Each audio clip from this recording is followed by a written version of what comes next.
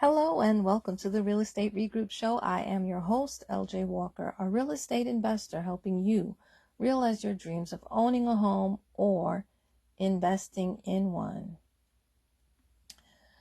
When considering an investment, you need to look at what it is that you are willing to risk. How much money and time do you have and are willing to invest in or to invest with. Me personally, I don't believe in a cookie cutter way to invest, as mentioned many times before. And just because someone else is doing it doesn't necessarily mean that you should or have to. All right. You need to look at your own personal risk factor and don't necessarily adapt someone else's just because they are doing it and they're telling you to do it. I believe that you should move at a pace that is most comfortable for you, because nothing can replace peace and being able to go to sleep. All right. Let me give you an example right now. In the past, I've met some people who have said to me that they do not leave more than $2,000 in their bank account. And I was like, what? Whoa, huh? How is that possible? They said to me they invest everything else, meaning all of their money, in real estate. They just keep it cycling. I looked at this and I even spoke to a SCORE mentor, and he recommended that I don't do this, mainly because I was new and I didn't have enough experience at that particular time to go ahead and do this.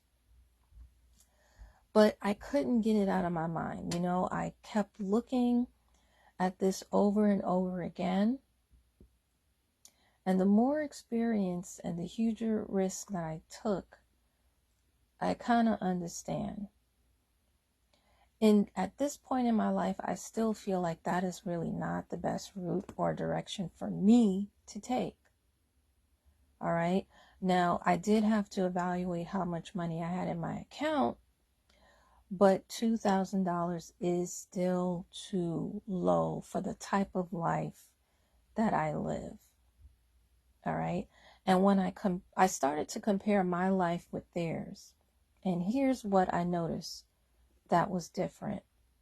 All right. Number one, they do not live in New York City, California, or Illinois. Detroit, they live in Detroit, Michigan, and the other person lives in Atlanta, Georgia. Well, actually outside of Atlanta, but a lot of times people consider it Atlanta as well. So the price of living in those states are way cheaper than the price of living where I'm at.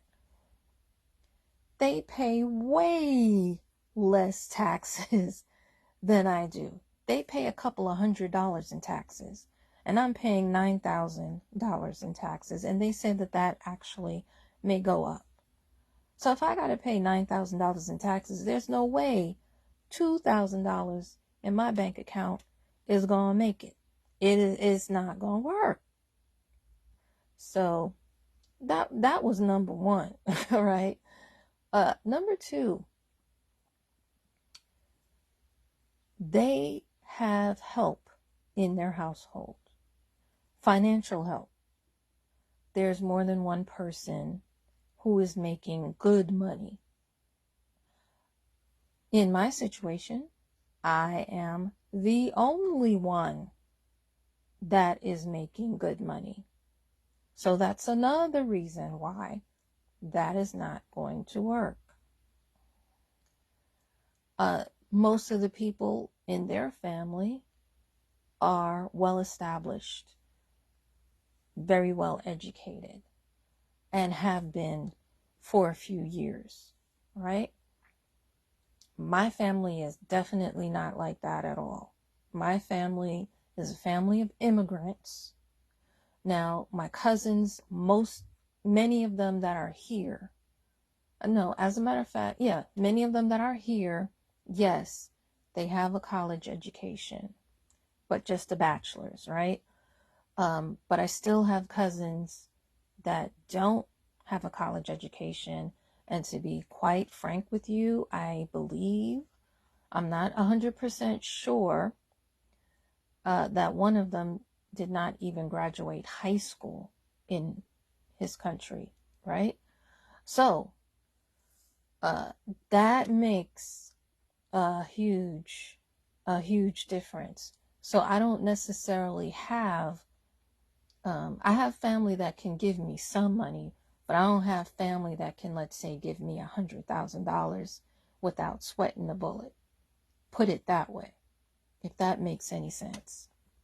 Okay, so that's another reason why just having $2,000 in the bank is not going to work for me. All right. The other thing was that one of the persons was a senior. And I soon found out seniors qualify for a tax credit. I am not a senior yet, so I don't qualify for a tax credit. I'm at the tip, even though I qualify for AARP. When it comes to homes, real estate, I don't really qualify for anything else. Okay. Next, both of them were in the clergy.